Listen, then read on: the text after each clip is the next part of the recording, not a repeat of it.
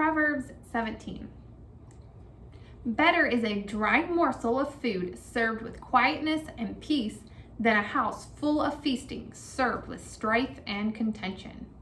A wise servant will rule over the unworthy son who acts shamefully and brings disgrace to the family, and a worthy servant will share in the inheritance among the brothers.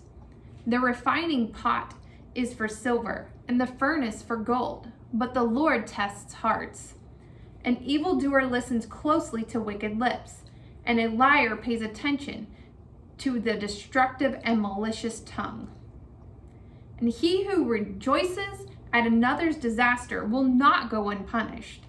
Grandchildren are the crown of aged men, and the glory of children is their fathers.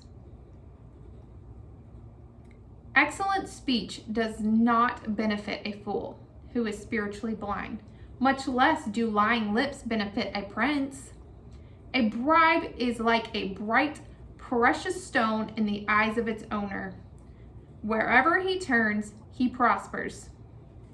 He who covers and forgives an offense seeks love, but he who repeats or gossips about a matter separates intimate friends.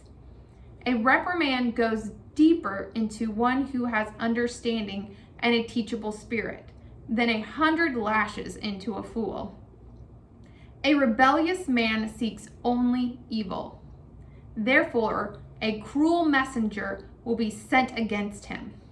Let a man meet a bear robbed of her cubs, rather than the angry, narcissistic fool in his folly. Whoever returns evil for good, evil will not depart from his house. The beginning of strife is like letting out water as from a small break in a dam. First it trickles, and then it gushes. Therefore, abandon the quarrel before it breaks out and tempers explode.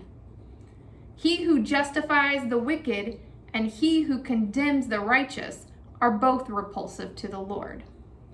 Why is there money in the hand of a fool to buy wisdom, when he has no common sense or even a heart for it?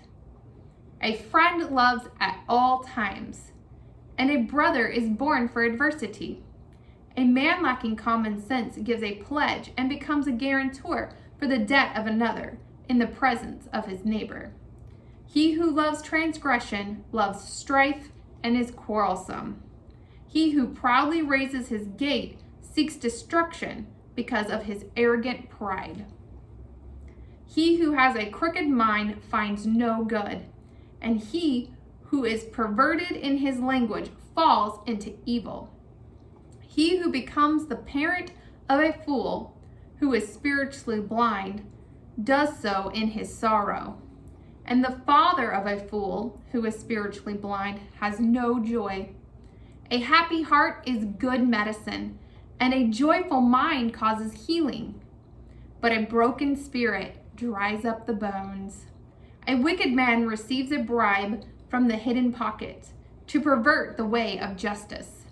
Skillful and godly wisdom is in the presence of a person of understanding, and he recognizes it. But the eyes of a thick-headed fool are on the ends of the earth. A foolish son is a grief and anguish to his father, and bitterness to her who gave him birth. It is also not good to fine the righteous, nor to strike the noble for their uprightness. He who has knowledge restrains and is careful with his words.